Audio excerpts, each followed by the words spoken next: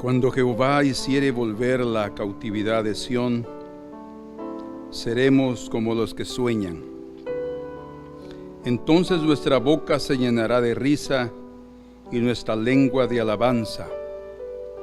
Entonces dirán entre las naciones: grandes cosas ha hecho Jehová con estos.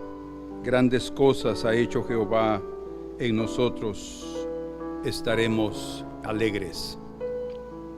Pero hay una expresión aquí en este salmo que necesitamos reflexionar y dice: haz volver nuestra cautividad, oh Jehová.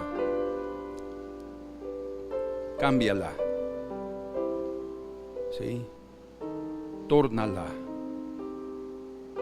que pase como los arroyos del Negev, los que sembraron con lágrimas, o sea, un nuevo principio después de momentos difíciles.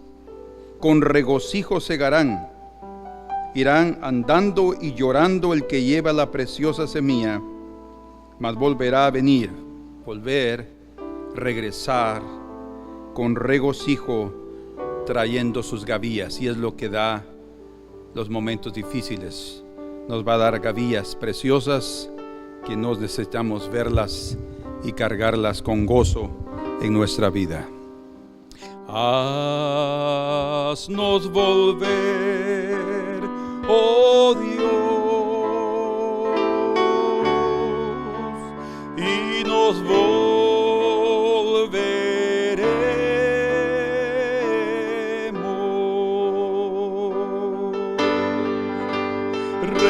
Renueva nuestros días como ayer, y no nos deseches por siempre.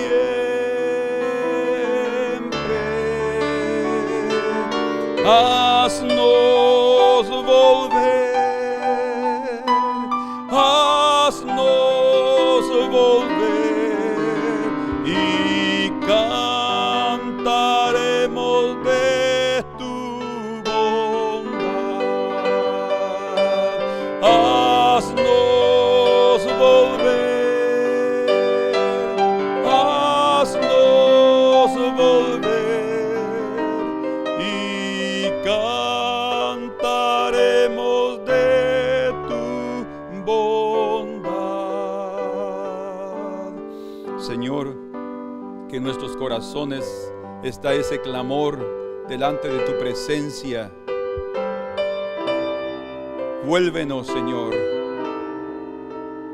Haz que volvamos a tus ríos de vida, que volvamos, Señor, a la comunión preciosa, no solo de antaño, sino también de algo mejor que tú tienes para nosotros. Yo sé, Señor, que lo que hemos hecho muchas veces nos han desviado del camino de tu perfecta voluntad, pero haznos volver, Señor. Tú eres un Dios de restauración, un Dios que nos da mejores tiempos, y eso es lo que estamos esperando, Señor. Mejores tiempos en tu presencia, días de lluvia, días de bendición, de vida, para renovar la tierra que has abatido, Señor. Por favor, te lo pedimos y te lo agradecemos. En Cristo Jesús, nuestro Redentor, nuestro Restaurador, que vino a restaurar nuestra alma y todo nuestro ser. Gracias, Señor, en Cristo Jesús. Amén. Bueno, el segundo paso que veremos hoy tiene que ver con nuestro reconocimiento a nuestra dependencia divina. No importa en el nivel en el cual cada persona se encuentre en esta vida, si en lo más alto, si en lo desde la perspectiva humana, si en término medio, si bajo, no importa. Hablando, por ejemplo, de los rangos, de los escalones en el ejército, alguien puede menospreciar ser sargento, pero no el cabo. Alguien puede menospreciar ser capitán, pero no el sargento. O sea, lo que estoy diciendo es que hay diferentes niveles y cada vida, cuando sube un poco más, tiene la tendencia a pensar que hay una cierta habilidad personal y el enemigo también tiene la naturaleza de utilizar esos momentos de la vida para hacernos separar de Dios. Y ese es el peligro. Por eso es que nuestro segundo paso para la restauración es reconocer nuestra dependencia de Dios. Entonces, no importa, hermano y hermana, a dónde te eleve el Señor, cuánto Él te levante, si nos mantenemos con la conciencia clara y firme que fue Él que lo hizo, independientemente de nuestra diligencia, independientemente de nuestra habilidad, entonces podemos mantenernos firmes. Pero si perdemos ese foco, si perdemos de vista esa parte importante de nuestra dependencia, inmediatamente vamos a ver a través de este mensaje que perderemos su presencia. Me refiero a no sentirla como David lo experimentó. Entonces, tristemente, la mayoría prefieren hasta perder la presencia de Dios en lugar de tener y tener las bendiciones de Dios.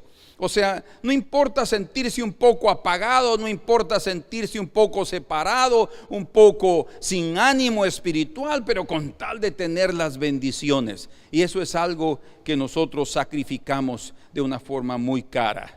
Ese tipo de sacrificio tiene consecuencias graves. Para todo verdadero cristiano, nunca nosotros debemos de poner en la balanza las bendiciones y al dador de las bendiciones, porque cometeremos un grave error, porque estas dependen del que las da.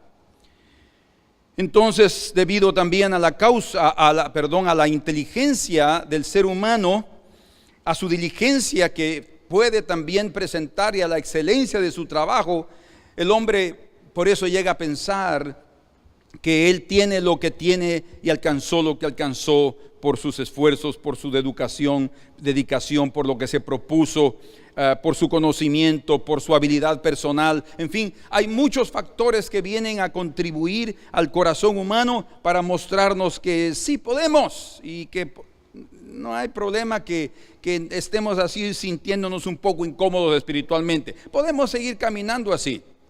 Ojalá nosotros no seamos de esas personas, sino que podamos decir: Señor, a mí no me interesan las bendiciones, yo lo que quiero es tu presencia. Pero saben una cosa, hasta los hombres religiosos o algunos otros hombres que tal vez no son propiamente religiosos, sino llegan a ser supersticiosos, llegan a darle cierto mérito al Señor. Sí, no, esto es por el Señor, ¿verdad? Y como algunos tienen sus adhesivos, sus calcomanías en sus carros, Dios me lo dio. Sí, es un tipo de reconocimiento, pero con un cierto miedo de que Dios pueda enojarse si yo no lo reconozco. No es ese tipo de vida de que estamos hablando. Es una dependencia firme, es una dependencia consciente, una dependencia alegre, una dependencia pura, santa. No es una cuestión solo de mantenerlo contento, no es la idea que estamos transmitiendo. Es necesario que cada uno de nosotros no seamos ni religiosos ni supersticiosos, pues sino que necesitamos ser personas sabias y entendidas, y que no importa hasta dónde hemos llegado, debemos de demostrarle al Señor y a cualquier persona que para nosotros lo más importante es su presencia. Pero no solo a cualquier persona, principalmente a nuestro propio corazón. Necesitamos nosotros decirle a nuestro corazón cuánto es importante para nosotros el Señor. Y ese fue el caso, quisiera comenzar aquí, de Nabucodonosor, rey de Babilonia. Es el caso de un hombre que nosotros podemos decir: bueno, pero es que él no tenía temor de Dios. Él no era rey de Israel. Él era un impío. No conocía a Dios. Bueno, tal vez nosotros hemos menospreciado un poco a las personas que supuestamente no conocen al Señor. Pero lo que nos ayuda a entender este rey es que él en un momento determinado de su vida, cuando alcanzó una cumbre, una cúspide, un nivel altísimo, no solo a nivel personal, sino que él era rey de reyes. En su tiempo él llegó a ser rey de reyes, como Daniel le dice. Dios lo consideró así, le dio los reinos, dice que puso debajo de su cobertura a todos los hombres que estaban ahí en su época. Entonces fue algo extraordinario lo que él vivió, y él llegó a pensar que había alcanzado eso propiamente por su grandeza y por su poder. Sin embargo, cuando Daniel comienza a hablarle, le dice en Daniel capítulo 2 verso 20, está registrado aquí: y Daniel habló y dijo: sea bendito el nombre de Dios de siglos en siglos, porque suyos, aquí comienza Daniel a dar el crédito a quien lo merece, porque suyos son el poder y la sabiduría. Él muda los tiempos y las edades, quita reyes y pone reyes. Da la sabiduría a los sabios y la ciencia a los entendidos. O sea, hasta la inteligencia, hasta el conocimiento, hasta la sabiduría, Dios la da. No es una cuestión solo de haberla dado desde el principio. No, en el transcurrir de la vida del ser humano, Él también puede quitar la sabiduría. O sea, puede hacer de un sabio un tonto. Puede hacer de un inteligente alguien que no está captando nada. O sea, el poder de Dios es tan latente, tan palpable y diario en nuestra vida, que por eso es que la mayoría de los hombres no percibimos ese dominio y esa soberanía del Señor. Él revela lo profundo y lo escondido, conoce lo que está en tinieblas, y con Él mora la luz. Entonces, en el verso 26 también dice: respondió el rey y dijo a Daniel, al cual llamaban Belsasar: ¿podrás tú hacerme conocer el sueño que vi y su interpretación?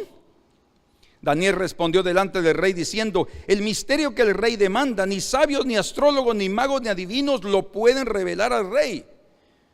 Pero hay un Dios. Miren qué precioso. Otra vez una dependencia. Daniel no está diciendo: pero yo sí puedo porque yo sirvo al Señor. Él podría haberlo dicho de esa forma: yo sí puedo, te lo puedo decir porque yo soy siervo de Dios. No, él no comenzó así. Él está diciendo: el misterio que el rey demanda, nadie se lo puede decir, pero hay un Dios en los cielos, el cual revela los misterios, y Él ha hecho saber al rey Nabucodonosor lo que ha de acontecer en los postreros días. O sea, el sueño que él había tenido, que no se recordaba y no estaba, y ni siquiera sabía cómo era la cuestión, era exactamente una revelación de los últimos días, porque él había estado pensando en eso. Definitivamente estaba pensando en el bienestar de su propio reino y pensando que iba a vivir para muchos días. Y dice: he aquí tu sueño y las visiones que has tenido en tu cama. Y comienza entonces aquella gran revelación. Y luego le dice: tú, oh rey, eres rey de reyes, porque el Dios del cielo, verso 37, te ha dado reino. El Dios del cielo te ha dado reino, poder, fuerza y majestad. Y donde quiera que habitan hijos de hombres, bestias del campo y aves del cielo, Él los ha entregado en tu mano y te ha dado el dominio sobre todo. Tú eres aquella cabeza de oro. Entonces podemos entender aquí claramente que cuando Nabucodonosor oyó la interpretación del sueño, en lugar de reconocer su dependencia de Dios, y en lugar de reconocer el poder y la majestad divina habiéndole dado a él ese reino en la tierra, se llenó de vanidad. En lugar de eso se llenó de vanidad, se llenó de orgullo y comenzó a pensar que él era algo especial. Llegó a pensar que él podía realmente ser digno de ser la cabeza de oro. Tanto es así que cuando él construye esa imagen que sabemos ya que es construida aquí, dice que él construyó la imagen toda de oro. Fíjense, toda de oro. Esa tenía divisiones: la cabeza de oro, el tórax de plata, el vientre de bronce, y las piernas, la parte de abajo, de hierro mezclado con barro. Y él podría haberlo hecho de esa manera para revelar realmente lo que, pero no, él hizo una estatua completa, como diciendo: aunque venga otro reino menor que yo después, no, yo voy a seguir reinando, y después voy a seguir reinando, y yo voy a seguir reinando. No, el que va a seguir reinando para siempre y el que siempre reina es el Señor. Entonces, a pesar de la advertencia dada por Dios a través del sueño, mostrándole cosas, porque después él tuvo otro sueño que fue el sueño del árbol, y ese árbol que fue cortado, y él también no estaba entendiendo el sueño. Entonces tuvo que venir Daniel otra vez a darle la interpretación. En el versículo número 10 del capítulo 4 dice: estas fueron las visiones de mi cabeza mientras estaba en mi cama. Me parecía ver en medio de la tierra un árbol cuya altura era grande. Bueno, para resumir, era un árbol tan grande que dice que todas las aves de los cielos y los animales estaban ahí cobijándose debajo de esa sombra de ese gran árbol. Y luego Daniel le da la interpretación del sueño y le dice que la interpretación de este sueño o la aplicación de él también sea para tus enemigos, oh rey. ¿Por qué? Porque era una interpretación que venía a aplicar juicio sobre la vida del propio Nabucodonosor. Entonces, de repente él le dijo que el árbol era él y que iba a ser cortado porque había un grupo de vigilantes y santos que habían determinado algo interesante. Le dice en el versículo número, el propio Nabucodonosor lo dice, verso 17: la sentencia es por decreto de los vigilantes y por dicho de los santos la resolución, para que conozcan los vivientes que el Altísimo gobierna el reino de los hombres, y que a quien él quiere lo da, y constituye sobre él al más bajo de los hombres. Entonces, la lección de ese sueño era que los vivientes, y eso es muy interesante para nosotros, no solo la lección era para el que estaba teniendo el sueño, sino que también es para todos aquellos que tienen sueños, que anhelan cosas, que anhelan ser grandes. Si el Señor quiere hacerte grande, Él te hará grande, sin duda. Y todo lo que quieren, hoy en día hay una de moda, una forma de vivir en la propia iglesia del Señor, sino lo que tú quieras, sueña lo que quieras y lo vas a alcanzar. Y ahí van ahí soñando esto, yo quiero aquello, y aquí, que allá, y comienzan los sueños. Pero también dice la Escritura en el libro de Proverbios que cuando hay muchos sueños no falta la vanidad. Pues sí, porque en ese tipo de metas a veces no estamos pidiendo la voluntad de Dios, sino simplemente cumplir o alcanzar el anhelo de nuestros propios corazones. Por eso es que es la lección para todos los hombres, porque todos llegamos a un nivel de majestad, de poder, de dominio, y eso puede a veces, siendo aún tan insignificantes como somos, hacernos creer que somos tan grandes como Nabucodonosor. Entonces en el verso 20 le da la interpretación, y en el verso 25 Daniel le dice que te echarán, en la interpretación después de ser cortado, que te echarán de entre los hombres, y con las bestias del campo será tu morada, y con hierba del campo te apacentarán como a los bueyes, y con el rocío del cielo serás bañado, y 7 tiempos pasarán sobre ti, o 7 años, hasta que conozcas. Vean cómo lo que dice aquí: hasta que conozcas, o podemos decirlo, hasta que reconozcas que el Altísimo tiene dominio en el reino de los hombres. Pero entonces él no estaba entendiendo eso. Parece que no. En ese grande poder y majestad que él tenía, esa majestad no consiguió percibir esto que es tan importante para el ser humano, hasta que conozcas que el Altísimo tiene dominio en el reino de los hombres y que lo da a quien él quiere. Y dice: y en cuanto a la orden de dejar en la tierra la cepa de las raíces del mismo árbol, significa que tu reino te quedará firme luego que reconozcas que el cielo gobierna. Qué precioso esto. El Señor se lo quitó por 7 años, pero se lo reservó y después se lo devolvió cuando él reconoció que él es el que gobierna. Fíjense, por favor, terminemos aquí esta parte. Versículo 34 dice: mas al fin del tiempo, después de los 7 años, yo Nabucodonosor alcé mis ojos al cielo. Le fue de regresada la inteligencia y el conocimiento, porque él se convirtió como una bestia muda y tonta, digámoslo de esa manera. Y alabé y glorifiqué al que vive para siempre, cuyo dominio es sempiterno, y su reino por todas las edades. No es solamente para su época, es para todas las edades, aún en el reino que va a venir después de él, y en el otro, y en el otro, y en el otro. Todos los habitantes de la tierra son considerados como nada, y él hace según su voluntad en el ejército del cielo, vigilantes, santos, en los habitantes de la tierra, insignificantes seres como nosotros, y no hay quien detenga su mano y le diga: ¿qué haces? ¿Qué haces, Dios? No te atrevas a quitarme mi reinito. No te atrevas a tocarme, porque eso significa que me vas a quitar lo que me acabas de dar. ¿Cómo es eso? No es una contradicción eso en el mover de Dios, que es firme.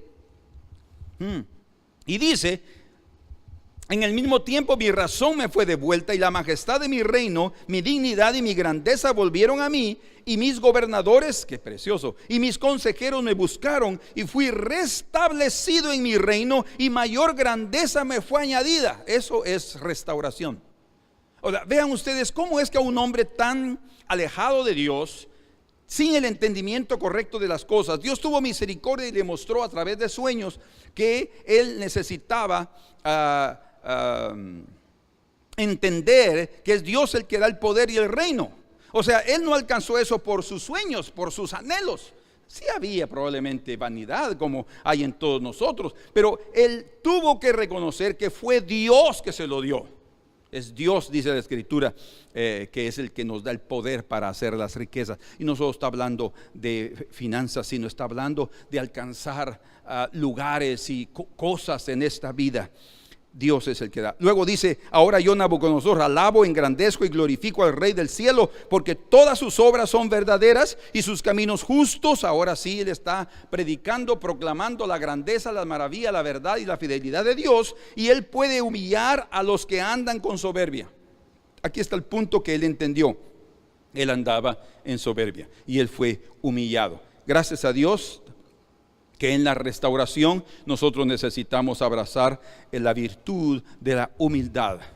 Y quiere decir que la humildad va a ayudarnos a comprender cuánto necesitamos vivir dependiendo del Señor. Entonces, nuestro segundo paso para la restauración es el reconocimiento de nuestra dependencia de Dios.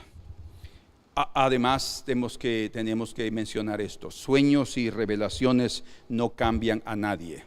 Sueños y revelaciones no cambian a nadie. Sí, lo que sí hacen es darle mayor responsabilidad, y si esos sueños tienen a ver con él, se va a convertir en el sujeto del trato que Dios está revelando. Sin embargo, lo único que cambia a un hombre es un impacto contundente en su vida. Yo puedo mencionarlo tal vez de esa manera: un impacto pero tan poderoso en su vida que eso lo cambiará, y cambiará principalmente a aquellos que temen a Dios. Esos impactos vienen a humillarnos, vienen a exponernos, lo que sea, pero lo que nosotros necesitamos es no ver lo que está sucediendo, sino lo que el Señor quiere mostrarnos y la gran restauración que Él está haciendo a través de nuestras propias deficiencias y debilidades. Y así sucedió con Nabucodonosor. Si el Señor hizo eso con Nabucodonosor, ¿no creen que también eso lo puede hacer con nosotros? Dios es un Dios de restauración. Dios restauró a un impío, Dios puede restaurar también, y los cristianos lo necesitamos definitivamente. Así es que no se olviden, hombres, no se olviden, dependemos de Dios. No me importa si tú eres hombre cristiano o no cristiano, y si tú dices que eres ateo y tú no dependes de Dios, bueno, algún día vas a reconocerlo.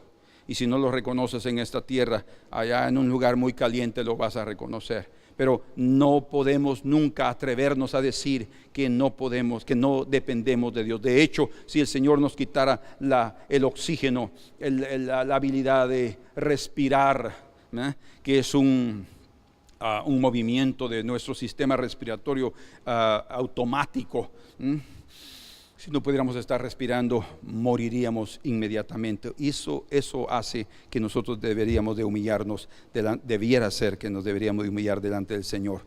Entonces, mantengamos esa dependencia a través de una comunión inalterable diaria con Dios. Hermanos, yo quiero decirles esto: hay una clave para mantenernos dependiendo del Señor, y eso es que todos los días busquemos un tiempo para estar con Él.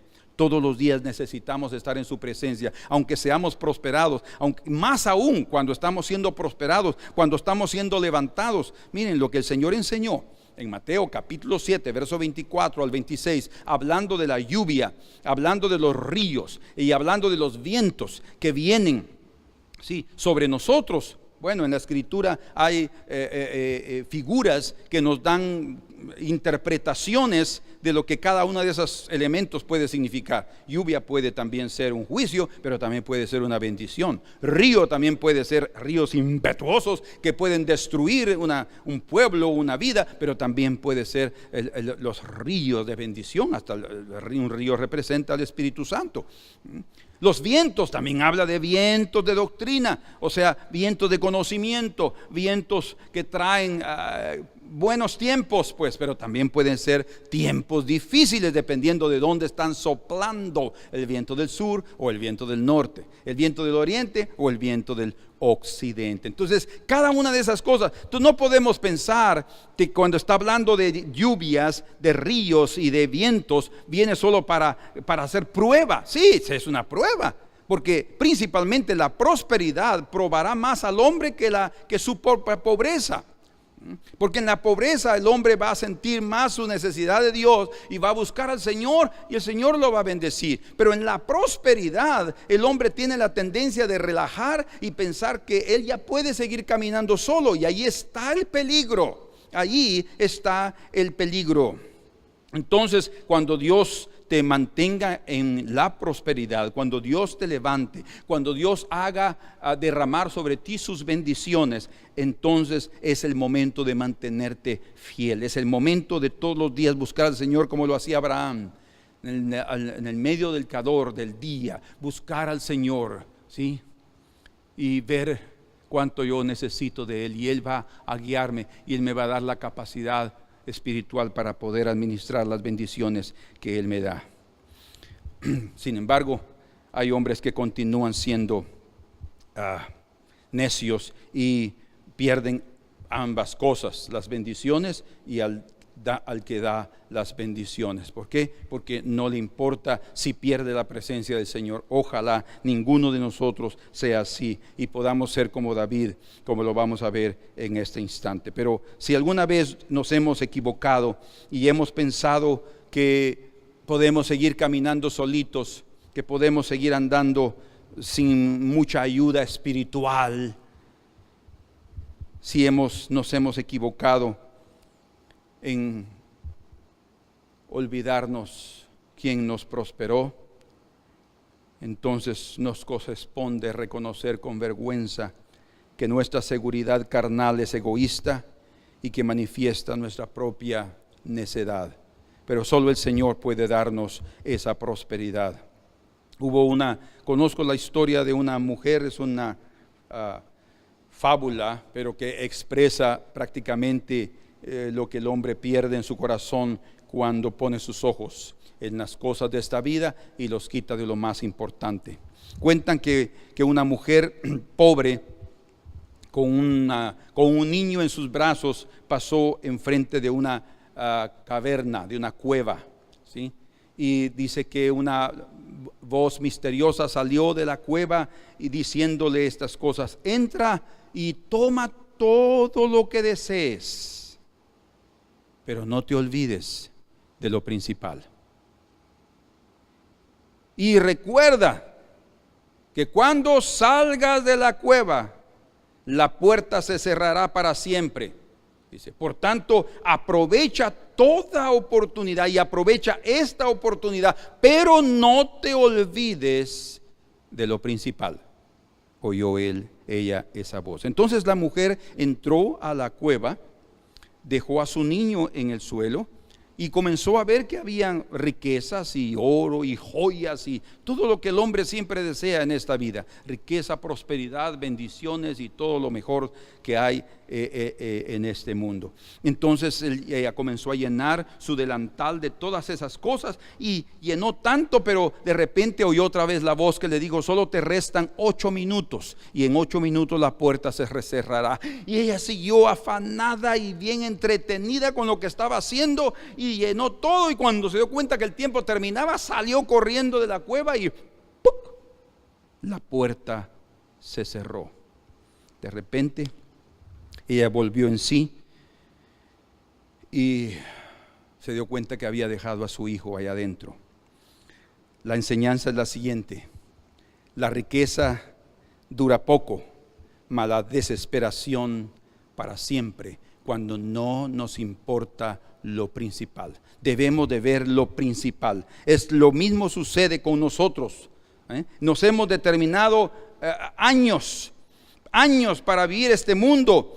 Dios, mejor dicho, nos ha determinado un tiempo específico, un tiempo de vida en el cual podemos desear muchas cosas, y nosotros fijamos nuestra mente, nuestro corazón en los placeres y en las riquezas ilusorias, y esa fascinación, ese engaño, porque la Escritura llama el engaño de las riquezas, porque engañan el corazón. Eso toma control del corazón humano y hace que el hombre se olvide de lo más importante: los valores espirituales, la familia, los verdaderos amigos y la vida maravillosa que Dios nos da por su gracia a cada ser humano.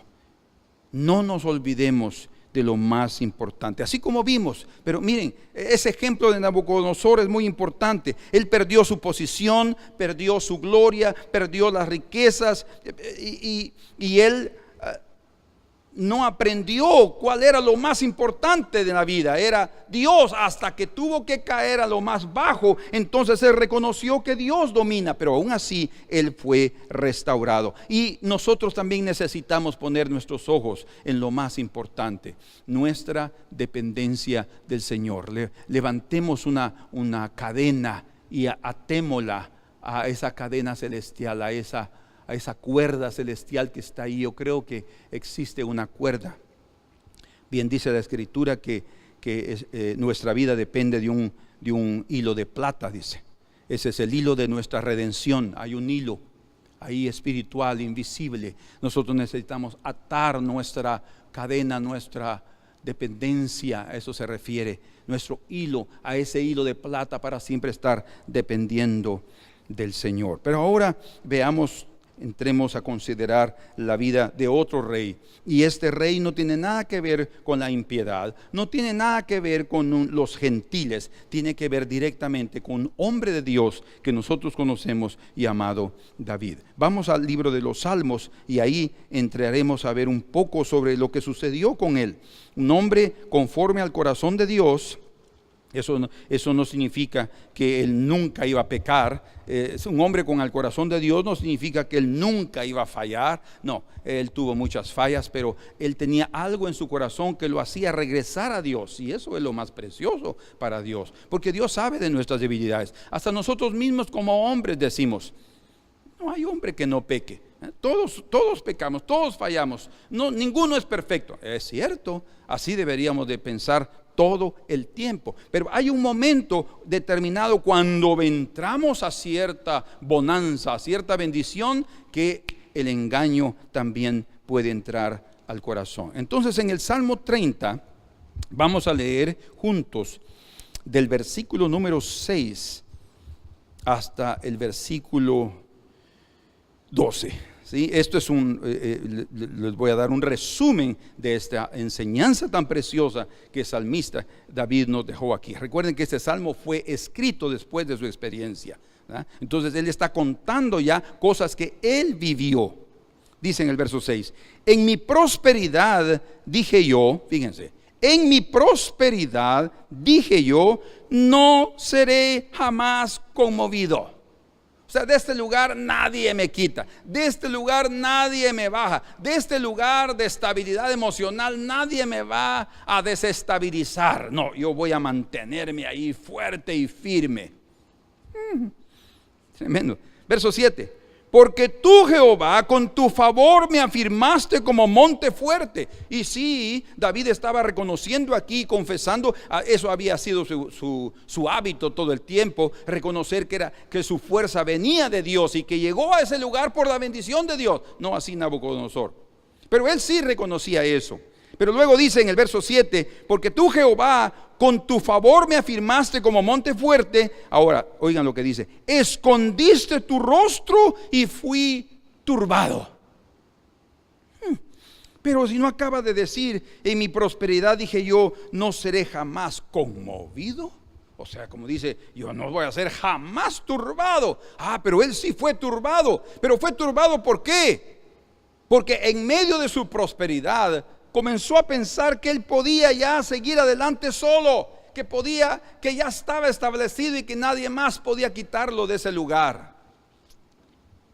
Pero sí comenzó a sentir esa incomodidad en su corazón. Su corazón fue turbado porque el Señor le escondió el rostro. El Señor le volteó el rostro. Porque al Señor le desagradó, porque el Señor oyó palabras impropias, palabras incorrectas que él estaba expresando de Dios y de sí mismo.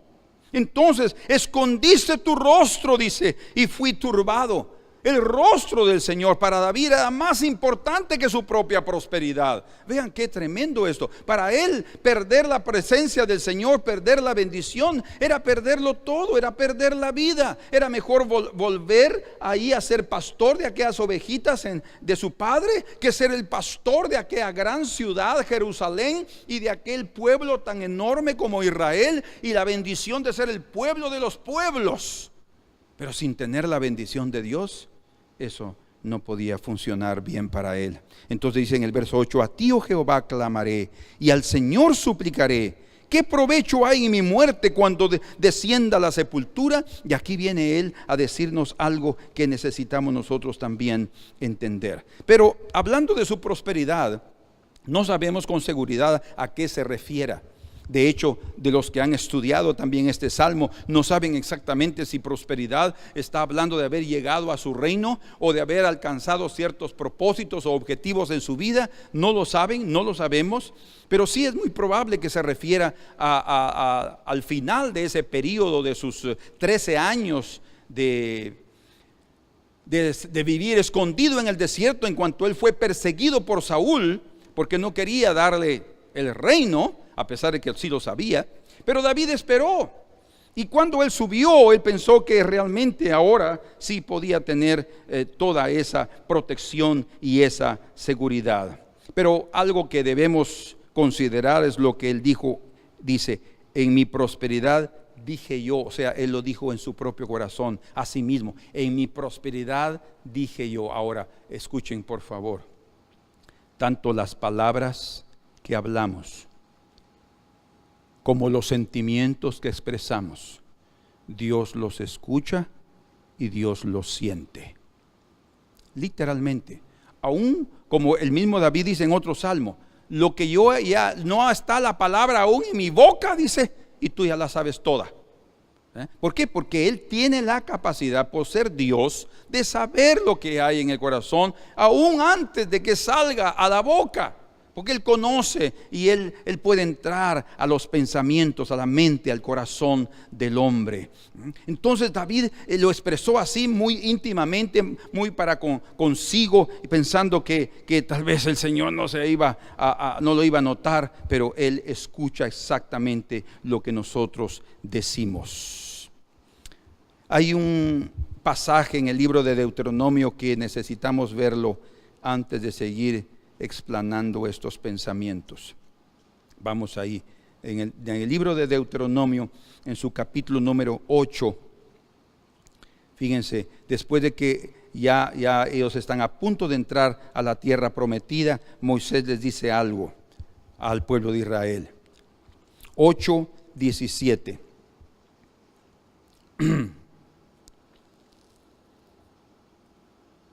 No, disculpen, veamos conmigo el verso 11.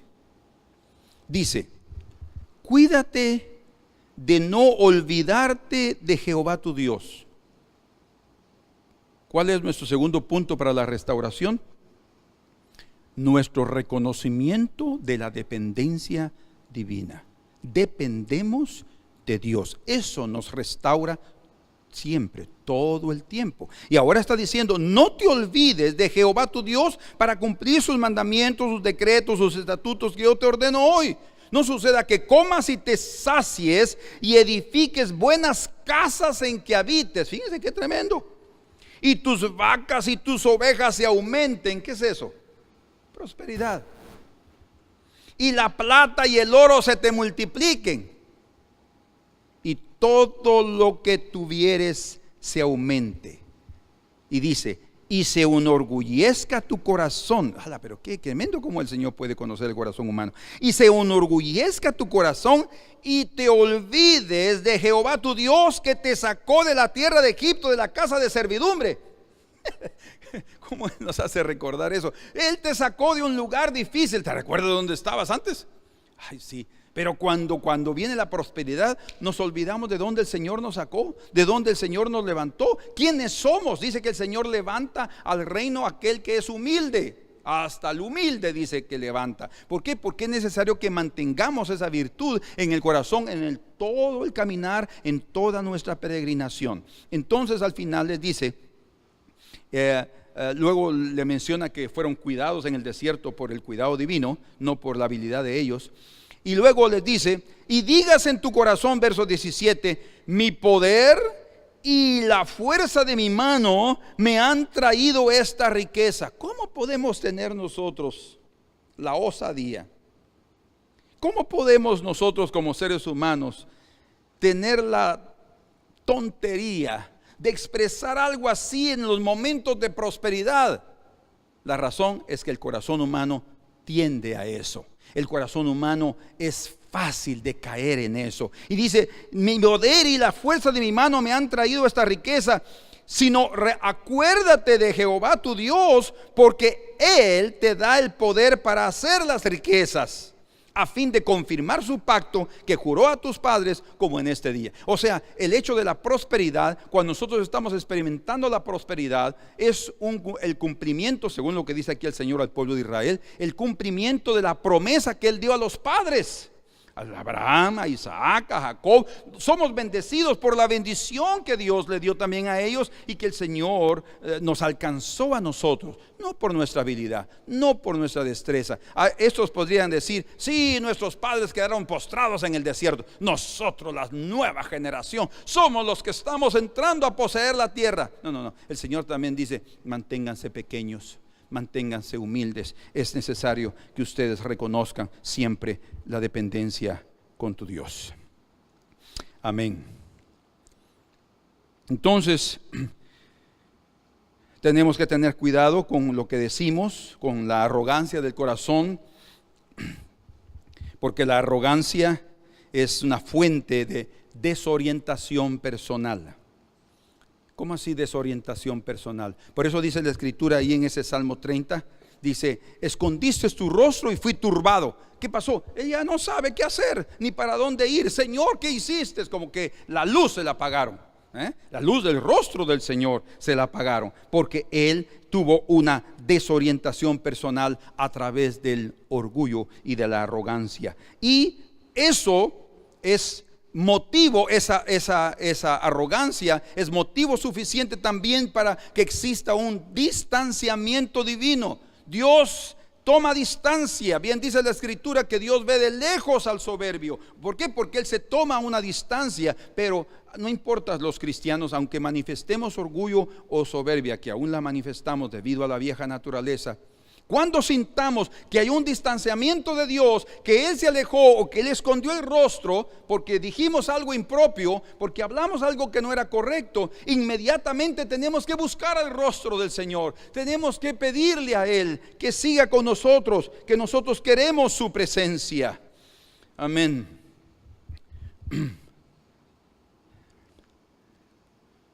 ¿Por qué Dios esconde su rostro? ¿Por qué Dios escondió su rostro de David, siendo que David era un hombre precioso? Leamos aquí en el Salmo 22. Vamos juntos al Salmo 22. Versículo 24. Dice, porque no menospreció ni abominó la aflicción del afligido. Qué corazón más bondadoso. Ni de él escondió su rostro, sino que cuando clamó a él, le oyó. Fíjense, ni de él escondió su rostro. Dios no esconde su rostro del afligido. Dios no esconde su rostro del menesteroso, del pobre. Dios nunca lo va a esconder. Pero entonces, ¿por qué escondió su rostro de David? Porque estaba con orgullo.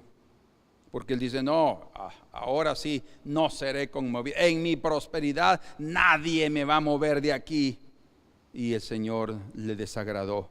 Pero Dios no esconde su rostro del afligido. También en el Salmo 27 dice algo precioso en el versículo número 8. Dice, mi corazón ha dicho de ti, buscad mi rostro. Es el Espíritu Santo ahí hablando. Buscad mi rostro, tu rostro buscaré, oh Jehová. Obediencia, buscad mi rostro, tu rostro buscaré, oh Jehová. Y luego dice, no escondas tu rostro de mí. No escondas tu rostro de mí. No apartes con ira a tu siervo. Significa también entonces que el esconder el rostro del Señor implica en parte manifestar cierta ira, cierto enojo, manifestar cierta insatisfacción, desaprobación. ¿Sí? Por eso es que el Señor está aquí mostrándole a David la necesidad de buscarlo, la necesidad de acercarse a Él si se está sintiendo abandonado o solo. No te apartes con ira a tu siervo, mi ayuda ha sido, no me dejes ni me desampares, Dios de mi salvación. Aunque mi padre y mi madre me dejaran, con todo Jehová me recogerá. Oh Dios, no escondas tu rostro de nosotros. Ese debe ser nuestro pedido, nuestra oración. No escondas tu rostro de nosotros. Entonces, aquel que llega a pensar en algún momento determinado de su vida que puede comenzar a caminar solo, sin depender mucho del Señor, está siendo engañado por el enemigo. Él sabe que esa es la parte más frágil que todo ser humano y todo cristiano puede tener en su vida, y las consecuencias pueden ser graves. Por eso es que David en el 30 verso 8 dice, después de sentirse turbado por completo, dice, a ti, oh Jehová, clamaré, al Señor suplicaré. O sea, se levanta un ruego, se levanta un clamor, una súplica en el corazón de David para el Dios del cielo, para que Él no lo abandone. Pero Él viene y toca algo bien especial aquí, y van a ver ustedes, Él toca algo especial en este momento. Y Él comienza a decirle al Señor que qué valor tiene Dios de esconderle su rostro, porque esconderle el rostro es perder la vida espiritual. Entonces dice, ¿qué valor tienes tú, Señor, conmigo si me escondes el rostro y yo voy a morar con los que moran en el silencio? ¿Qué provecho hay en mi muerte cuando yo descienda a la sepultura? Señor, ¿qué va a pasar? Y él sabía, él estaba hablando con conciencia, porque dice, ¿te alabará el polvo? ¿Anunciará tu verdad el polvo? Señor, yo no puedo llegar a ese lugar. Entonces comienza él a hacer una comparación entre la condición de un silencio profundo en la sepultura, una separación que crea una completa oscuridad y de muerte, con la vida que hay en el rostro del Señor, con la verdad. En otras palabras, para David, tener el rostro de Dios virado hacia él, o sea, mirándolo con sus ojos directamente, era tener la prosperidad. La verdadera prosperidad viene teniendo la bendición y la aprobación de Dios. Si no tenemos su aprobación, en vano es tener la prosperidad. Oye, Señor, y ten piedad de mí. Ten misericordia de mí, Jehová, sé tú mi ayudador. Ya él había mostrado que él era su fuerza. Y ahora Él está suplicando nuevamente porque Él está desesperado. Señor, no permitas que yo caiga en el mundo del silencio, porque realmente, imagínense, aquel hombre tan precioso que con sus cantos, el dulce cantor de Israel, con sus cantos Él atraía la presencia del Señor, y el rostro de Dios se tornaba hacia Él, se viraba hacia Él, se inclinaba y se dirigía a Él, y Él podía sentir la presencia divina. Cuando estamos sintiendo su presencia es porque su rostro está viéndonos, porque sus ojos se están dirigiendo a nosotros, y esa bendición es la prosperidad que todo verdadero cristiano anhela y sabe que es lo único que necesita. El resto son añadiduras. Todo lo material es añadidura. Así lo enseñó el Señor Jesús.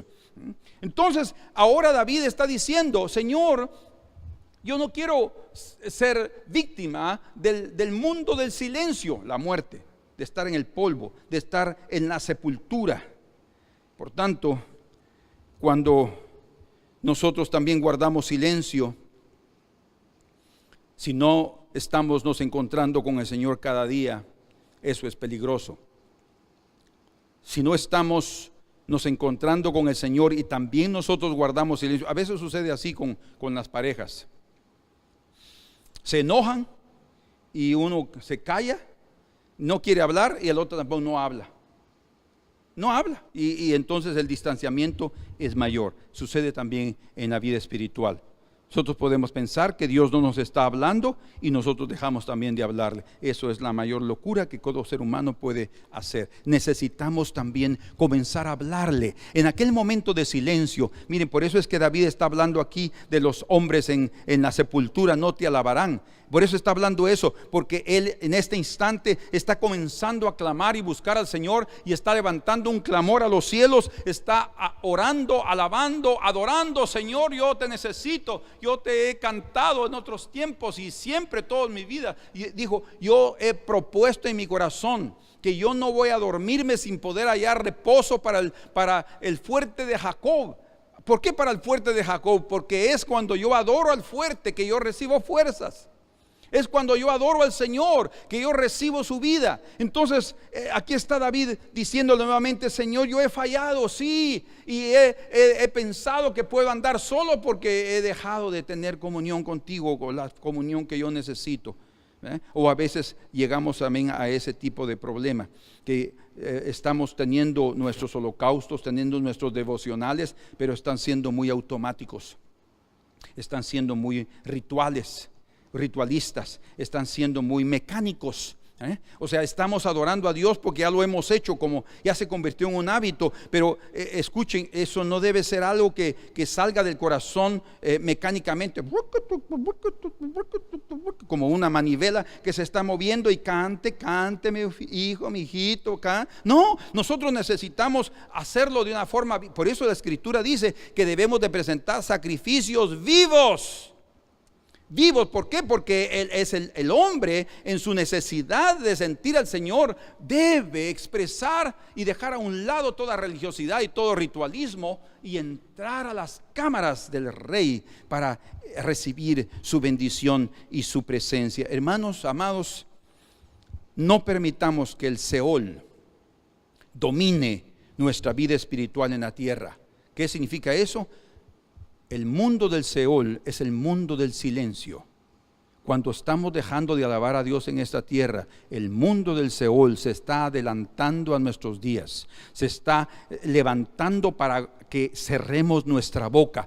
No podemos nosotros como cristianos cerrar nuestra boca.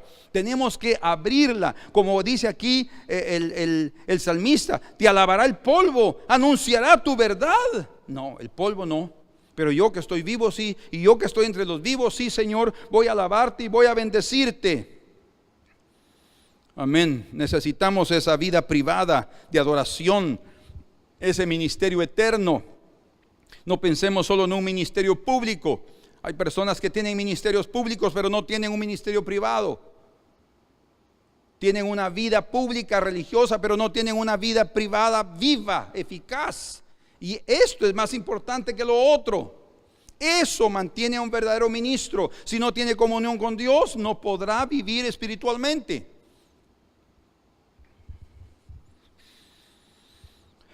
¿De qué valor tiene esta vida sin el favor divino?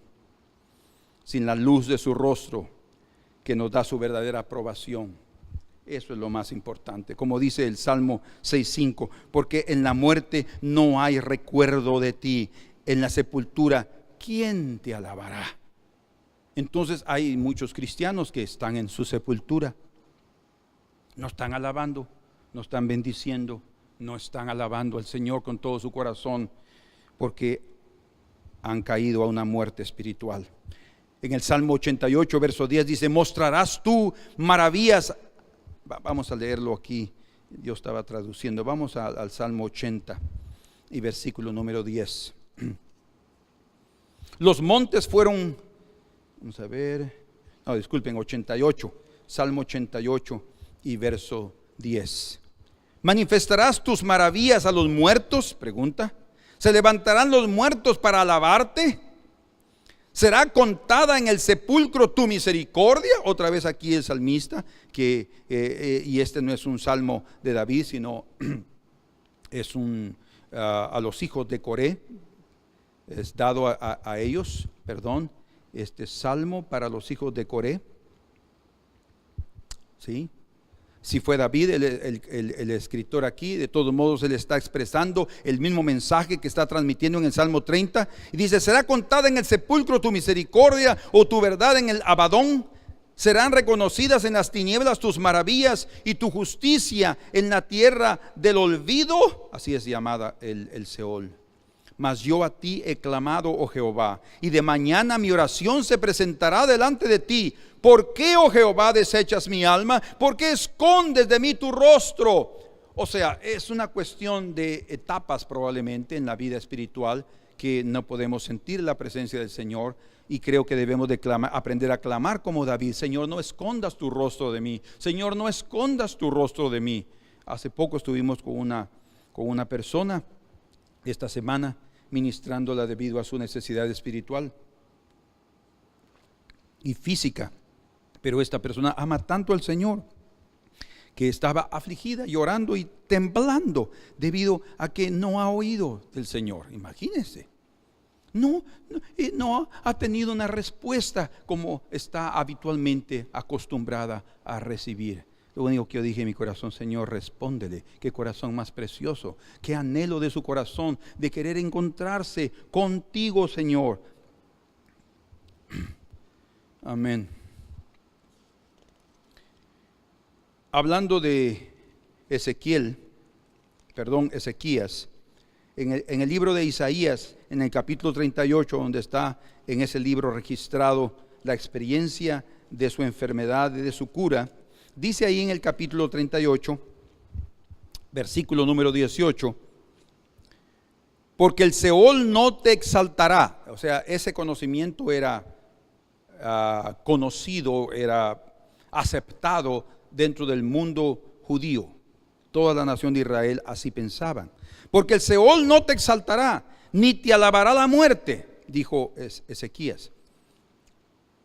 Ni los que descienden al sepulcro esperarán tu verdad.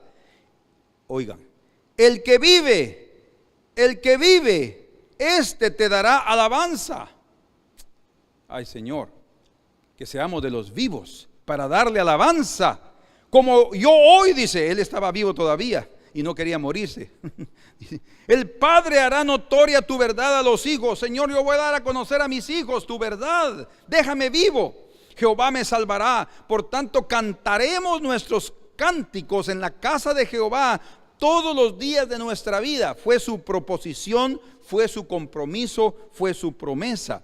Y había dicho Isaías, tomen masa de higos y pónganla en la llaga y sanará. Y fue lo que realmente sucedió.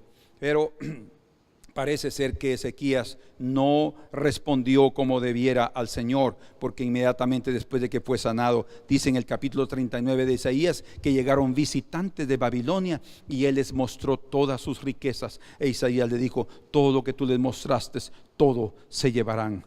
Y aquí hubo una una profecía del cautiverio, debido a que Ezequías no reconoció, en lugar de haber él dicho a esos visitantes: ¿y cómo estás? Supimos que estabas enfermo, porque ellos llegaron exactamente por su convalecencia, dice.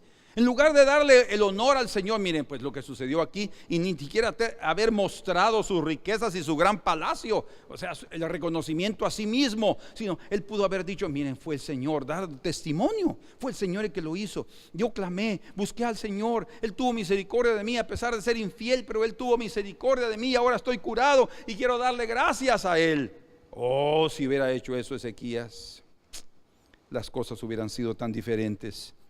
Pero todos tenemos la misma probabilidad de actuar igual si permitimos que nuestro corazón se incline al orgullo y a la vanidad. Pero es a través del rostro del Señor que somos restaurados. Por eso es que cuando David en el capítulo 30, ahí vamos a terminar ahorita, está orando y buscando el rostro del Señor, y le está diciendo que lo oiga, que tenga misericordia, que Él siempre ha sido su ayuda. Y luego dice en el versículo 11: has cambiado mi lamento en baile. Y ahí la palabra cambiar es restaurar. Has restaurado mi lamento. Quien dice, por eso dice haznos haz volver nuestra cautividad. No quiere decir que venga otra vez el cautiverio. No, ese es el mensaje. Lo que está diciendo es: cámbialo, cámbialo, Señor. Y aquí está diciendo: has cambiado mi lamento en baile, desataste mi cilicio, la humillación, y me ceñiste de alegría. Por tanto a ti cantaré, gloria mía, y no, qué precioso, estaré callado. Que el Señor pueda hacer que abramos nuestra boca para bendecir su nombre y dar gloria a Él, porque Él es el que quiere convertirnos, Él es el que quiere cambiarnos, Él es el que quiere restaurarnos, porque Él es el Dios de nuestra restauración. Bien dice en el Salmo 4 verso 6, muchos dicen: ¿quién nos mostrará el bien? ¿Quién nos mostrará el bien? Y ahí está la respuesta: Señor, exalta sobre nosotros la luz de tu rostro. El bien, la prosperidad está en el rostro del Señor, en la luz y en la presencia del Señor. Y eso es restauración, y es lo que Dios quiere hacer en nuestras vidas. Que Dios pueda dar a cada uno de nosotros restauración. No lleguemos a pensar y a decir: nunca vacilaremos jamás, ahora que yo ya crecí, ahora que tengo esto. Porque muchas personas pueden llegar a tener puestos políticos, puestos de cualquier tipo, como Nabucodonosor, pero de ahí a poco perderlos como una prueba para ver si realmente dependemos del Señor. Mantengamos un corazón humilde, porque la estrategia de Dios es afastar un poquito su rostro para conmovernos, para que veamos nuestra necesidad de Él, y entonces busquemos su rostro y Él nos restaure.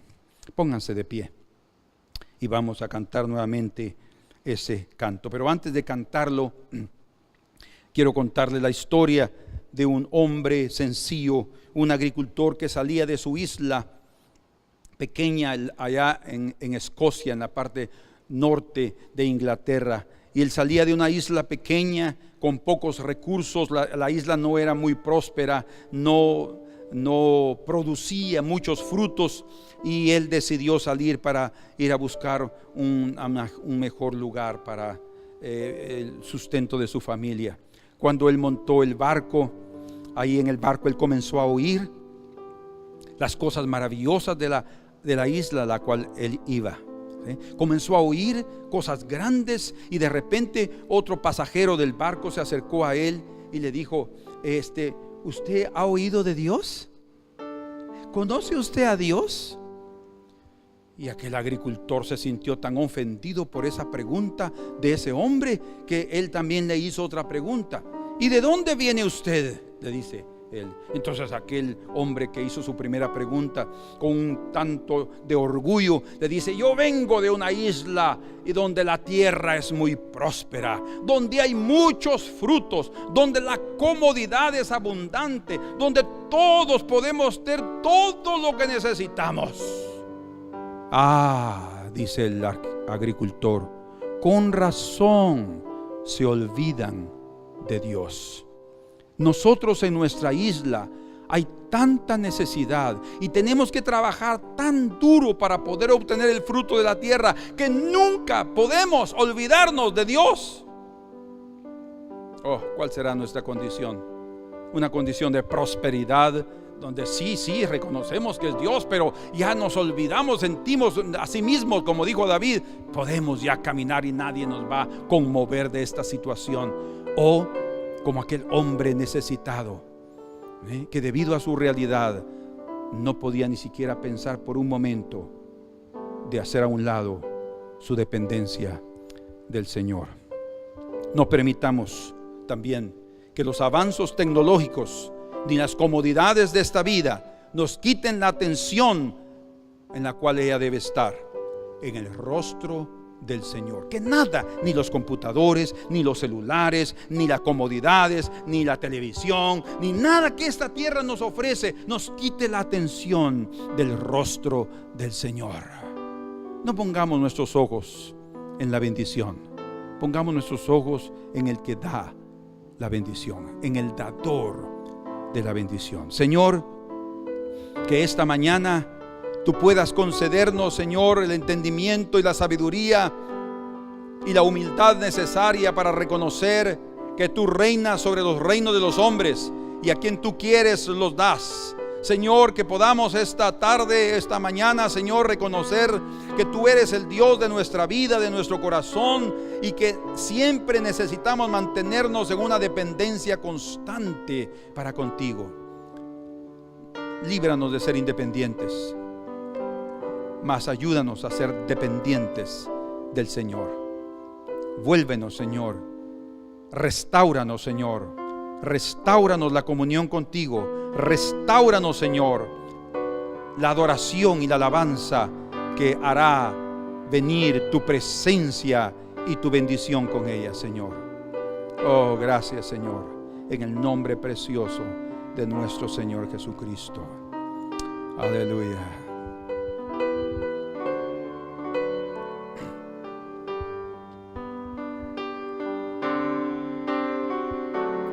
Haznos volver, oh Dios, y nos volveremos.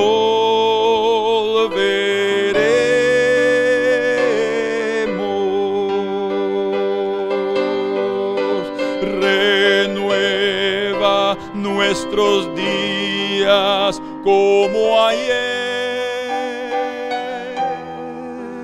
y no nos deseches por siempre.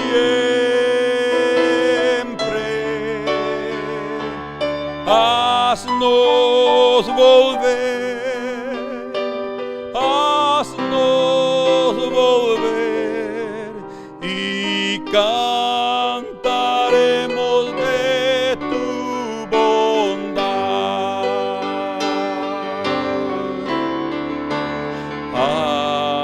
Haznos volver, oh Dios, y nos volveremos.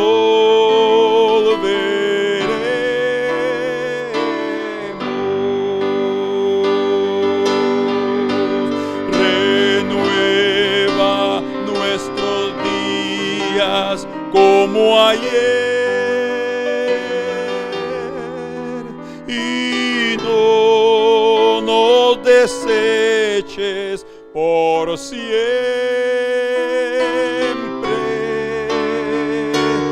Haznos volver, haznos volver, y cantaremos de Tu bondad.